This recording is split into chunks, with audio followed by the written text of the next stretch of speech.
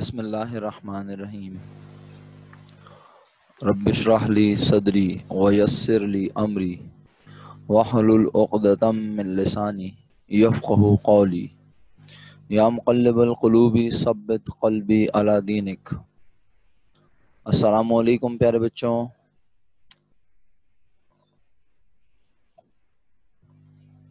Hope all of you would be fine by the grace of Almighty Allah.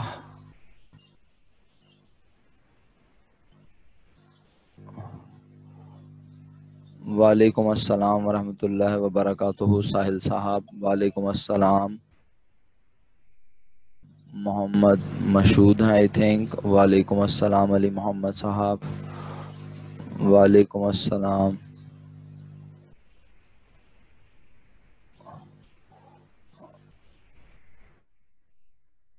अच्छा, हमना आरिफ से request है, शायद अपनी आईडी हमना आरिफ चेक करें।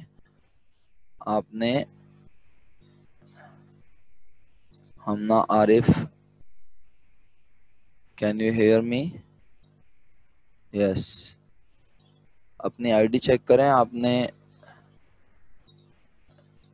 अपनी आईडी एग्जैक्ट वही लिखी हुई है जो वहाँ उसमें है शीट में।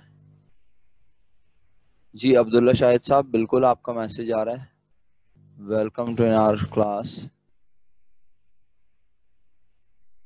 ओके, नहीं मैडम, कभी इसमें फुल स्टॉप लगा हुआ होता है, कभी कुछ लगा हुआ होता है, तो मैंने कहा चेक कर लें आप। रिक्वेस्ट कर रहा हूँ आपसे, ये नहीं कह रहा कि आप गलत हैं। आई एम रिक्वेस्टिंग कि आपकी आईडी में कभी फुल स्टॉप लगा देती हैं आप, कभी कुछ लगा देती हैं, तो एक आईडी लिख के छोड़ दें परमानेंट उसे ना। ठीक है मेरा बेटा?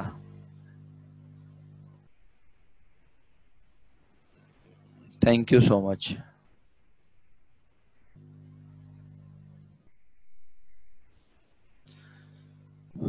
Okay, so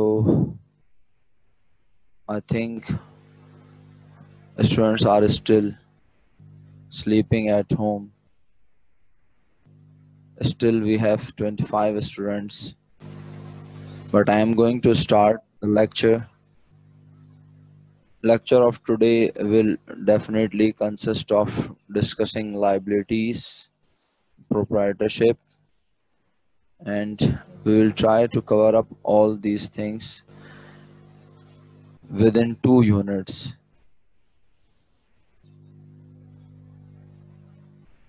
Okay beta, Hamna so Sayyida Zahra, are you there? Yes. On your request, I am going to start the class with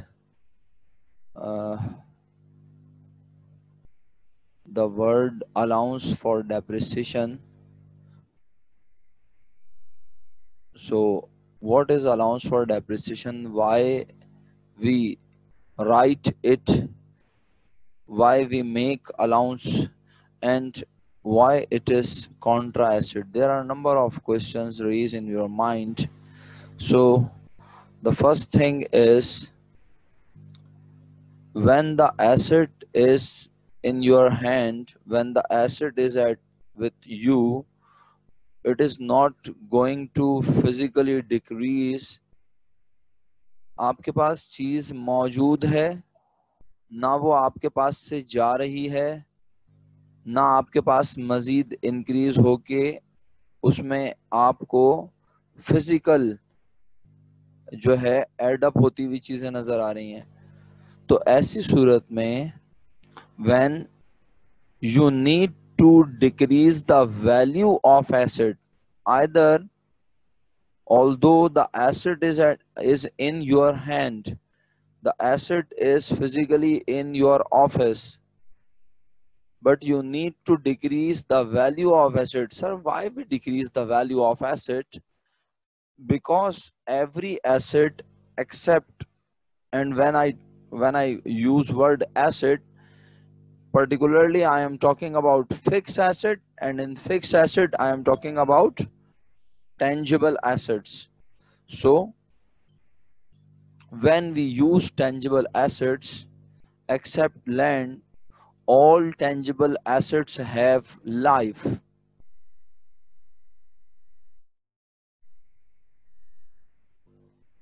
Hafsa वलीजा को कहिए कि वो कोशिश करते रहें। हाँ, उनका हो सकता है इंटरनेट का इशू, यही एक वजह हो सकती है और कोई वजह नहीं होती, ठीक है।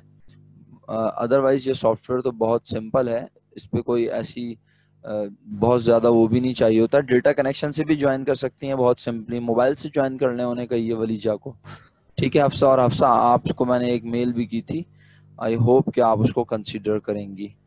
अच्छा जी, तो प्यारे बच्चों, अलाउंस फॉर डेप्रिसिएशन बेसिकली आप अपने एसेट की वैल्यू को डिक्रीज जब करना चाहते हैं, और क्यों करते हैं मैं जवाब दे रहा था, because every asset has a life. वो लाइफ कितनी होती है अभी इस बहस में ना पड़िए, वो लाइफ 5 years हो सकती है, 10 years हो सकती है, 25 years हो सकती है, इट कुड बी 50 years और it could be up to 150 years, 200 years। So इस बहस में अगर हम ना जाएं और हम सिर्फ इतनी सी बात कह दें कि हम अपने एसेट की कॉस्ट को जब रिड्यूस करना चाहते हैं तो हम एसेट को डायरेक्ट उसकी वैल्यू को कम नहीं करते, क्योंकि एसेट अभी भी हमारे पास मौजूद है। तो हम एक ऐसा अकाउंट बनाते हैं जो एसेट की वैल्यू को कम भी कर दे और एसेट फिजिकली उतने का ही नजर आए हमें जितने का वो हमने परचेज किया था, जो उसकी कॉस्ट थी जितने पे हमने उसे परचेज किया था, यानी ओरिजिनल कॉस्ट आप जिसे कहते हैं। अगर अकाउंटिंग के स्टूडेंट यहाँ पर अकाउंटिंग के कॉन्सेप्ट का नाम लें तो मुझे अच्छा लगेगा बहुत कि अकाउंटिंग के कॉन्सेप्ट्स आपके स्ट्रॉन्ग हैं। we always record the value of original, we always record original value of assets in our books। जबरदस्त Ayaan Ali, very good, excellent. तो इंशाल्लाह जब मैं कॉन्सेप्ट डिस्कस कर रहा हूँ आयान, डेफिनेटली आप उस वक्त भी इसी तरह मुझे सपोर्ट करेंगे और आप आंसर देंगे। आयान ने कॉन्सेप्ट का नाम बताया and that is cost concept, historical cost. सही है आयान, इसको हिस्टोरिकल कॉस्ट भी कहते हैं। तो इंशाल्लाह बहुत जल्द हम इसी एसएलओ में concepts and assumptions of accounting भी डिस्कस करेंगे। बट अब मैं जो हूँ थोड़ा सा आगे बढ़ूंगा और बढ़ने से पहले इसको कंप्लीट कर दूं। सैयदा जहरा रिजवी, आपने मुझे एक्नॉलेज करना है जब मेरी बात मुकम्मल हो जाए कि हम अपने एसेट की कॉस्ट को डायरेक्टली रिड्यूस नहीं करते, but we make a account that write off the that reduce the cost of our asset in indirect manner, and that account called allowance for depreciation or provision for depreciation. Sir, why it is contrasted? Because it is decreasing the value of our asset।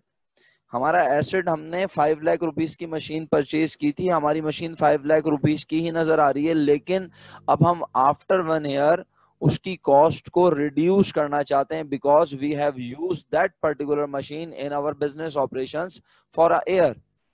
So we need to decrease the cost of that particular machine, because we know after some time, after 3-4 years, it would not be in usable condition. So we make an account called allowance for depreciation, and by making this account we reduce the value of our asset by a certain amount each year. And how we determine that amount, this thing is going to be discussed in SLO 5, where we will study chapter of depreciation. It means, my dear students, Sayyida Zahra Rizvi and all those who have science background, मैं आपसे बस इतना ही कहूंगा प्यारे बच्चों कि जिस चीज पर मैं आपको इतनी लंबी बहस कर रहा हूं, बता रहा हूं, कोशिश कर रहा हूं, जी बिल्कुल, बस इस बात को समझिए कि जिस पे मैं इतना बोल रहा हूँ ना, इस पे मैं कितना बोल सकता हूँ, इस पे मैं 1 month बोल सकता हूँ सिर्फ इस डेप्रिसिएशन पे। इसके ऊपर बहुत तवील गुफ्तगू हो सकती है, इसकी बाउंड्री बहुत बड़ी है। क्यों? क्योंकि ये चैप्टर आपको, यानी ये वर्ड जिसको हम एज अ वर्ड पढ़ रहे हैं my dear students, about this word we are going to study a SLO, that is SLO 5। तो अब आप अंदाजा लगा लीजिए कि इस पर मैं कितना कह सकता हूं ना। और फिर इसी तरह बैचलर्स में भी इसके ऊपर इससे ज्यादा डिटेल में पढ़ाया जाता है स्टूडेंट्स को। तो बस आई थिंक यस एग्जैक्टली, बिल्कुल Mashhood. Minal said sir can't hear you. Okay, alhamdulillah all of the participants are able to listen my voice easily. So Minal, I think there is a problem at your side. Okay Zahra, thank you so much, so nice of you. So Minal, uh, please be patient. Inshallah your internet will work, inshallah, in a proper manner. Okay my dear students, so we are moving to the next head, we are moving to the next list of account, that is liabilities. So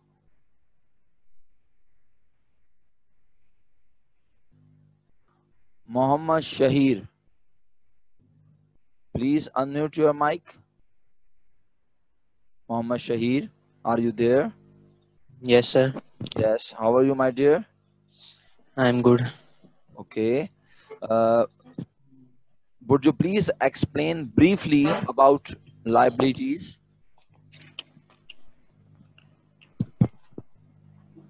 in a sentence or 1 to 2 lines?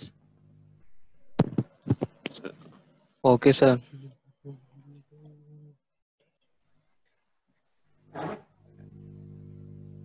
Sir, liabilities refer to the financial obligations of an enterprise other than the owner's fund.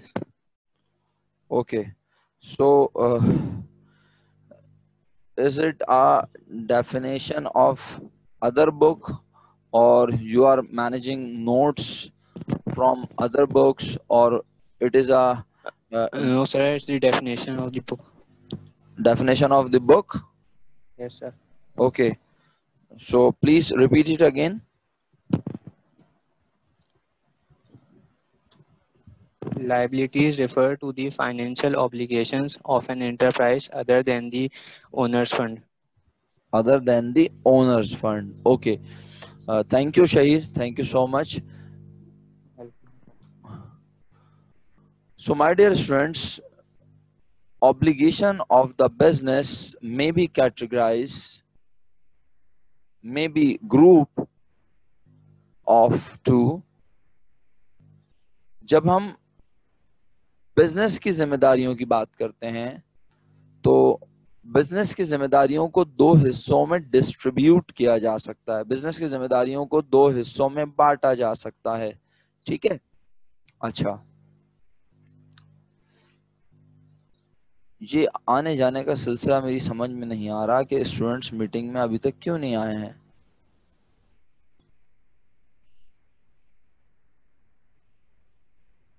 ना थोड़ा सा leverage दे देते हैं आज। Okay, तो business की जिम्मेदारियां दो तरह से हम क्लासिफाई कर सकते हैं, दो तरह से उनको कैटेगराइज कर सकते हैं, ग्रुप कर सकते हैं। Those liabilities, those obligation which a business has to pay within a period, within a year, are called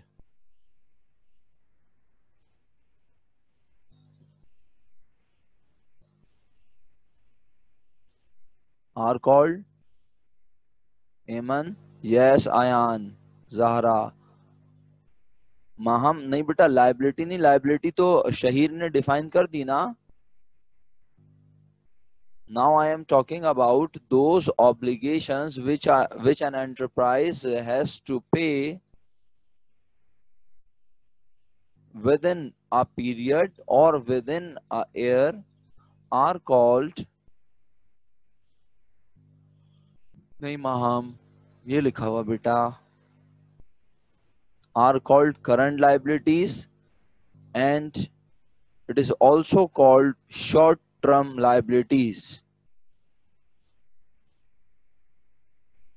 मिनाल बेटा आपने रीज्वाइन किया?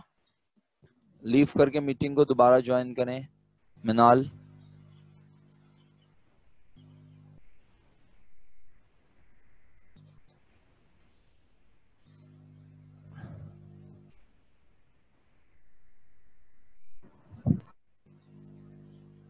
ओके सो बिल्कुल अब्दुल्ला शाहिद साहब, all these are liabilities of a business. हम इनकी एग्जाम्पल्स ही तो पढ़ रहे हैं, और एग्जाम्पल्स भी नहीं बल्कि हम बिजनेस में यूज होने वाले वो नाम ही पढ़ रहे हैं। ठीक है, बिजनेस में यूज होने वाले वो तमाम नाम ही पढ़ रहे हैं जिनको हम लाइबिलिटी की कैटेगरी में रखते हैं, और फिर हम उनको फर्दर कैटेगराइज करते हैं एज अ करंट लाइबिलिटी और एज नॉन करंट लाइबिलिटी। ठीक है अब्दुल्ला शाहिद साहब, ओके मेरा बच्चा। तो ये सारी मिसालें हैं। अब जैसे हम बहुत, अगर आप कहोगे सर ये लिखी भी बात ना करें ना, आप ऐसे जर्नल बात करें, तो मैं यूं कहूंगा कि भाई हम जो है सप्लायर, सप्लायर याद है कौन होता है? अब्दुल्ला बताएंगे, Abdullah Shahid, please unmute your mic.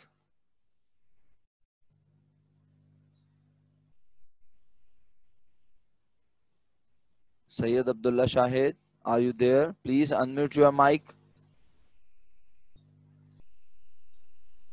अस्सलाम वालेकुम सर। वालेकुम सलाम, जीते रहिए।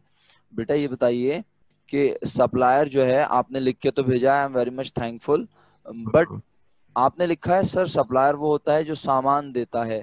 तो इसमें जो काम है, जो वर्ब है, जो एक्शन है, आपने किसका एक्सप्लेन किया है अपने इस सेंटेंस में? अपने सेंटेंस को देखते हुए बताइएगा।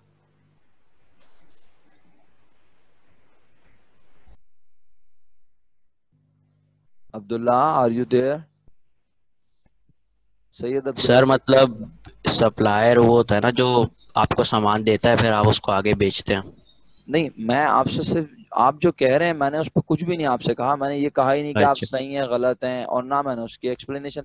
मैं तो सिर्फ एक क्वेश्चन कर रहा हूँ, क्रॉस क्वेश्चन ना, काउंटर क्वेश्चनिंग कर रहा हूँ कि आपने इस सेंटेंस में एक्शन किसका बताया है, बस मुझे ये बता दीजिए। आपने जो लाइन लिखी है इसमें सप्लायर का। सप्लायर का। बेटा जब आप किसी बिजनेस के अकाउंटेंट बनेंगे या आप अपना बिजनेस परफॉर्म करेंगे इंशाल्लाह इन फ्यूचर, तो आप अपने बिजनेस के लिहाज से सोचेंगे या सामने वाले के लिहाज से कि सामने वाला क्या कर रहा है? अपने बिजनेस के लिहाज से। अपने बिजनेस के लिहाज से। This is also called concept of business entity which we are going to study इंशाल्लाह इन फ्यू डेज। तो माय डियर अब्दुल्ला, देखिए बात यह है कि आप उनका एक्शन ना एक्सप्लेन करें, अपना एक्शन एक्सप्लेन करें। यस्टरडे भी मेरी एक स्टूडेंट से बात हुई थी, मुझे नाम मैं शायद भूल रहा हूँ, फलक थी शायद, या कोई एक स्टूडेंट था जिनसे मैंने पूछा था कि सप्लायर कौन है। अगर मैं गलत नाम ले रहा हूँ तो माजरत चाहता हूँ। जिससे तो हम सामान लेते हैं ना। एग्जैक्टली exactly, जिससे हम माल खरीदते हैं। ठीक है, तो क्योंकि देखें आपने फरमाइश की थी ना कि थैंक यू बेटा, आपने एक्नॉलेज किया मेरा बच्चा। तो बस अब्दुल्ला साहब बात इतनी सी है सिंपल कि आपने अपना एक्शन एक्सप्लेन करना है। तो सप्लायर वो है जिससे हम माल खरीदते हैं। तो अगर हमने उससे माल खरीदा और हमने कहा भाई अभी हमारे पास पैसे नहीं है and we are going to pay you in near future, we are going to pay you within 10 days, within 20 days, within a month, so we are making a promise to pay. So this promise is basically liability, responsibility of our business, and the responsibilities of business are called liabilities in context of accounting. Is it clear, Abdullah? जी sir. Okay, thank you so much. Yes my dear students, बेटा देखें, आप लोगों में से जो तमाम बच्चे मुझे ये बता रहे हैं कि जी बेटा फातिमा, बिल्कुल मैं आपका क्वेश्चन ले लेता हूँ, जरा एक मिनट रुकें। Sir your class can not open easily, majority can not. अच्छा बेटा, आप लोग भी तो क्लास में आए हुए हैं, कोई कंडीशन तो लगाई हुई नहीं है ना, मैंने इसमें कोई सिक्योरिटी लगाई हुई है ना, लॉक किया हुआ है क्लास को। सर मैंने तो वीपीएन से एंटर किया है, वरना एंटर नहीं हो रही थी। मैं बहुत देर से ट्राई कर रही थी, 20 मिनट से मैं ट्राई कर रही थी, वो एंटर हो ही नहीं पा रही थी। मैंने अभी वीपीएन डाउनलोड किया, मैं फिर एंटर हुई हूँ। आपने वीपीएन डाउनलोड किया तो वो कह रहा था कि वीपीएन चाहिए इसके लिए? जी सर, प्रॉक्सी जरूर चाहिए, प्रॉक्सी चाहिए थी। वो मैसेज आ रहा है उसमें मुझे, वो मैसेज कोई बच्चा आप, अच्छा हाँ ये बात भी है, शेयर यहाँ पे कैसे करेंगे? अच्छा सर वो अच्छा वो कैसे होगा?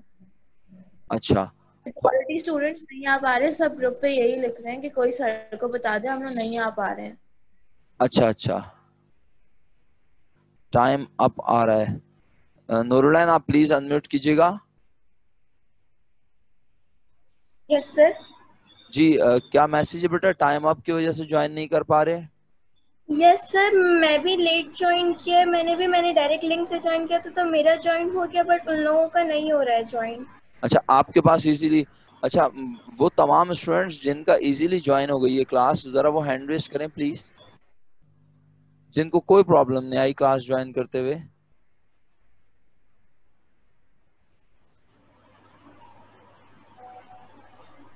अल्हम्दुलिल्लाह इतने सारे लोग हैं जिन्होंने इजीली क्लास को ज्वाइन कर लिया। Raviya said no problem.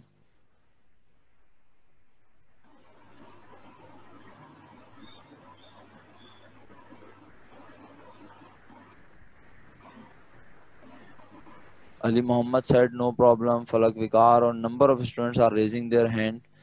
So Hafsa sir said no अभी issue. हम वजीहा, ये सब ज्वाइन नहीं कर पा रहे हैं, सब यही बोल रहे हैं ग्रुप पे। क्या कह रहे हैं, दोबारा बोलिएगा प्लीज।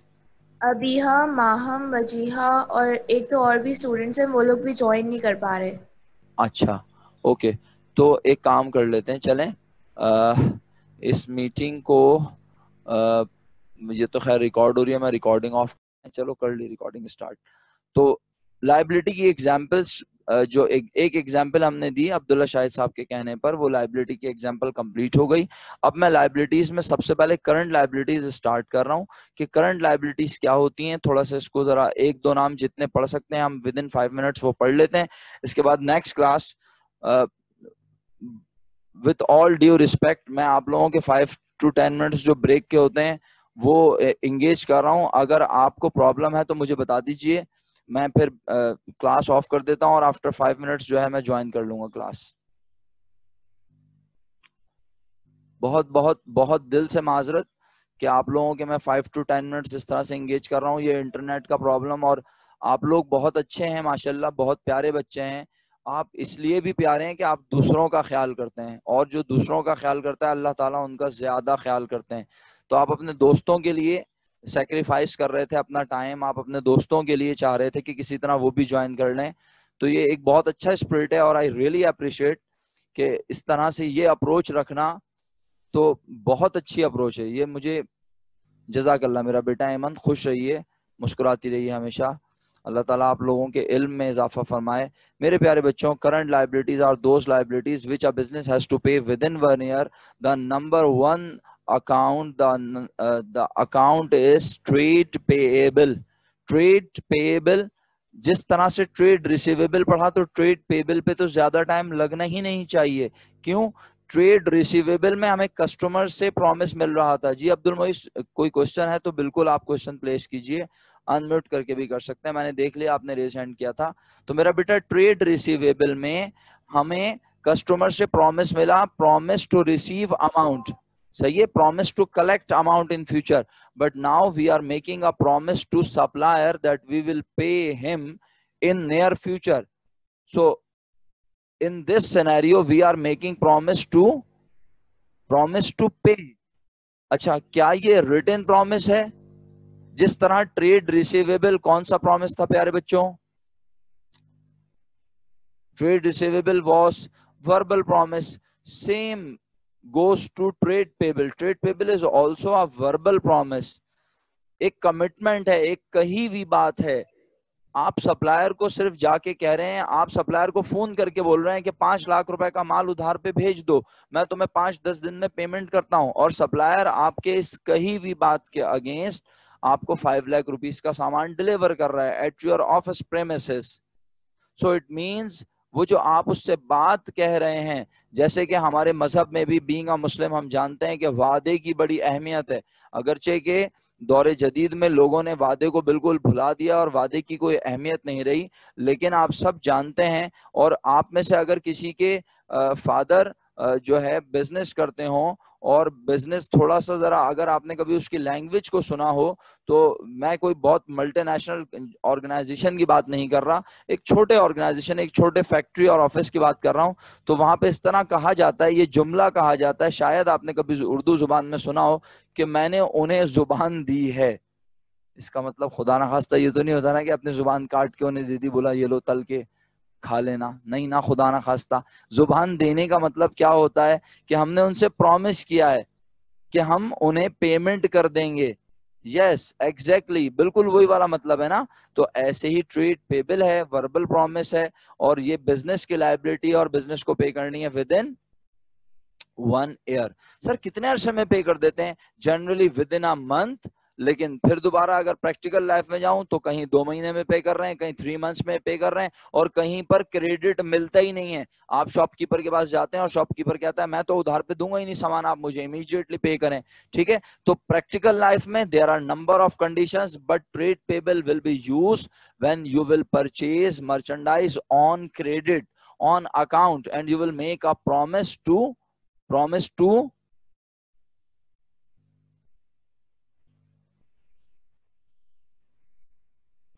कस्टमर। जहरा इतना खतरनाक answer. Promise to pay, promise to supplier. You will make a promise to supplier that you will pay in future. Okay, so trade payable is alhamdulillah almost clear. Now the next account is notes payable. Note payable which is also called bills payable. ठीक है, याद है difference? याद है note payable का? What is the main difference between note payable and trade payable? Yes, it is a written promise, and according to this written promise, you are going to pay normally within 1, 2, 3, 4, 5, 6 months. अब मैं एक condition लगाऊंगा आज यहाँ पे, क्योंकि आप थोड़े से मेच्योर हो गए, और ये कंडीशन लगाने के बाद बात खत्म करके हम गूगल मीट पे चले जाएंगे, क्योंकि आज सब बच्चे प्रॉब्लम फेस कर रहे हैं। तो मैं वहां से फिर लिंक जो है उसको डिसेबल कर दूंगा, और क्लास का, और फिर सब आप अपने ग्रुप पे डाल दीजिएगा कि वहां ज्वाइन करें। जी मेरे बच्चों, अबीर ने भी क्लास ज्वाइन कर ली माशाल्लाह। अबीर वीपीएन से आए, कैसे आए बेटा? अच्छा, बस अपनी बात मुकम्मल कर लें हम, फिर अबीर से बात कर लूंगा मैं, और फिर हम इंशाल्लाह वहां क्लास ज्वाइन कर लेंगे। Okay okay. अच्छा, तो मुझे ये बताएं कि भाई नोट्स पेबल जो होता है जनरली, अबीर आप भी अपना जवाब शेयर करेंगे लिखकर, सिर्फ लिखकर, अभी अनम्यूट मत कीजिएगा। इस बात से related the question I am placing about. Okay Fatima Zahra, बस अभी जरा फोकस करें मेरी बात को, ठीक है? हम ये बात खत्म करके फिर वहां जा रहे हैं। Note payable, bill payable. Note payable is a written promise which you made to a supplier. Okay, और आप एक पर्टिकुलर डेट मेंशन कर देते हैं उस लिखे हुए वादे पर कि मैं इस तारीख को पे करूंगा, मैं 2 मंथ्स के बाद पे करूंगा, 3 मंथ्स के बाद। और मोस्ट इंपॉर्टेंट बात जो अबीर ने शेयर की, उसमें डेट स्पेसिफाई होती है, ट्रेड नोट रिसीवेबल में भी और नोट पेबल में भी, यानी उस पर आप लिख कर देते हैं बाकायदा कि मैं इस तारीख को पे करूंगा। ठीक है, क्लियर हो गया? जनरली नोट पेबल कितने टाइम के लिए दिया जाता है? मैंने क्या कहा? जनरली नोट पेबल लिखा हुआ वादा कितने अरसे के लिए करते हैं हम सप्लायर से? क्या हम सप्लायर को जी जनरली पूछा। Karim are you there? Karim are you there? तो बेटा आपका माइक जो है वो अनम्यूट हुआ, और उसमें से ऐसा लग रहा था कि डिस्टॉर्शन है बहुत ज्यादा, तो जरा अपने माइक को चेक करें प्लीज, ठीक है? अच्छा, तो मेरे बच्चों नोट पेबल में देखें, मेरी बात को समझने की कोशिश करें मैं क्या कह रहा हूं। अगर आप मेरी बात को समझेंगे नहीं तो जो मैं सिनेरियो डेवलप करूंगा उसमें आप कंफ्यूज हो जाएंगे। मुझे सिर्फ इस बात का जवाब दे दीजिए कि नोट पेबल अभी अभी मैंने बताया है, जनरली आप कितने अरसे के लिए उससे कहते हैं कि भाई मैं तुम्हारे पैसे दे दूंगा? बिल्कुल सही Arman, thank you Aqsa, thank you Fatima Zahra, बिल्कुल यही जवाब है। 1 month, 2 month, 3 month, 4 month, 5 month, 6 month, generally इतना ही होता है। बस यही मैं वर्ड सुनना चाह रहा था आप लोगों से। अब मैक्सिमम पूछो तो आपका जवाब क्या होगा? मैक्सिमम पूछो तो आपका जवाब क्या होगा? 1 ईयर। यानी हम उससे कह सकते हैं हम आपको आफ्टर 9 मंथ्स पे कर देंगे, सही है, आफ्टर 10 मंथ्स पे कर देंगे, आफ्टर 11 मंथ्स पे कर देंगे, आफ्टर 12 मंथ्स पे करेंगे? आफ्टर 12 मंथ्स पे करेंगे? नहीं करेंगे। ओके, अब एक कंडीशन सुने और फिर हम यहां से क्लास को मूव करेंगे, वाइंड अप करेंगे। माय डियर स्टूडेंट्स, अगर मैं सप्लायर से माल खरीदूं, मर्चेंडाइज परचेज करूं, and I made a promise to pay after 2 years और after 1.5 years on a particular date, तो अब बताएं है तो अभी भी वो प्रॉमिस मेरा क्या? पहले जवाब दीजिए, फर्स्ट आंसर। मैंने प्रॉमिस किया है पे करने का, लिखकर फातिमा जहरा नोट बनाया है, और उस पे मैंने आफ्टर 1.5 ईयर, आफ्टर 2 years की डेट डाली है, 2 साल के बाद पे करूंगा। तो है वो मेरा नोट पेबल, और वो नोट पेबल होने की वजह से कौन सी कैटेगरी में फॉल करेगा, पहले ये बताएं। नोट पेबल है और वो कौन सी कैटेगरी में फॉल करेगा? फर्स्ट, यस एग्जैक्टली करीम, वो लायबिलिटी में फॉल करेगा। एमन अभी बहुत आगे चली गई, जल्दी से जवाब दे दिया, इतनी तेजी से जवाब नहीं दो ना, पहले मुझे जो मैं पूछ रहा हूँ वो जवाब दो। पहले वो लायबिलिटी में फॉल करेगा, ठीक है, और फिर मैं कहूंगा बिकॉज वी हैव टू पे this liability after a year, so this liability could not be included in current liabilities of the business. Clear?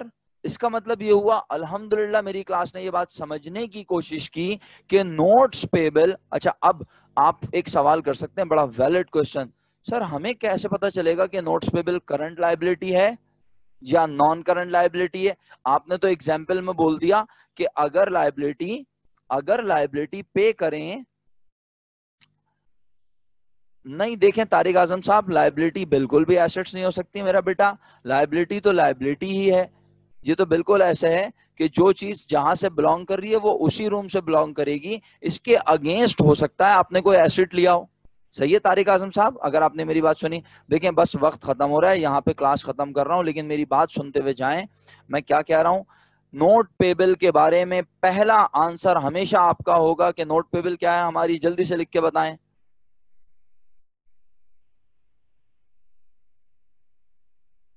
Liability. और जब मैं कहूंगा कौन सी लायबिलिटी है, तो आपका पहला आंसर होगा हमेशा क्या? जल्दी बताएं, शाबाश। हम ना, कुछ लोग नॉन करंट लिख रहे हैं, बिल्कुल नॉन करंट नहीं है। नोट्स पेबल जनरली हमारी करंट लायबिलिटी होती है।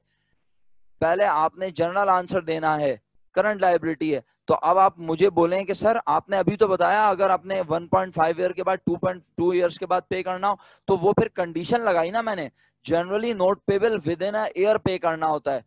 जनरली नोट पेबल कब कब पे करना होता है? विद इन अ ईयर, ये है जर्नल कॉन्सेप्ट। तो सर हमें कैसे पता चलेगा विद इन ईयर? ये जर्नल है तो इसका मतलब है आपने यही आंसर देना है। बट अगर उस नोट पेबल को अदा करना होगा आफ्टर 2 years, आफ्टर 3 years, तो फिर उसके साथ मेंशन होगा, लिखा हुआ होगा। यस, टाइम कंडीशनल है बट वो मेंशन होगा नोट पेबल के साथ। जब हमें क्वेश्चन में वो टाइम पीरियड लिखा नजर आ जाए कि 2 years के बाद पे करना है, 3 years के बाद पे करना है, फिर हम उसे लायबिलिटी कहते हुए करंट लायबिलिटी नहीं बल्कि लॉन्ग टर्म लायबिलिटी कहेंगे, लॉन्ग टर्म नोट पेबल कहेंगे। क्लियर? चलें अब हम वहां चलें, गूगल मीट पर चलें प्यारे बच्चों। मैं यहां से इसको ऑफ कर दूं रिकॉर्डिंग।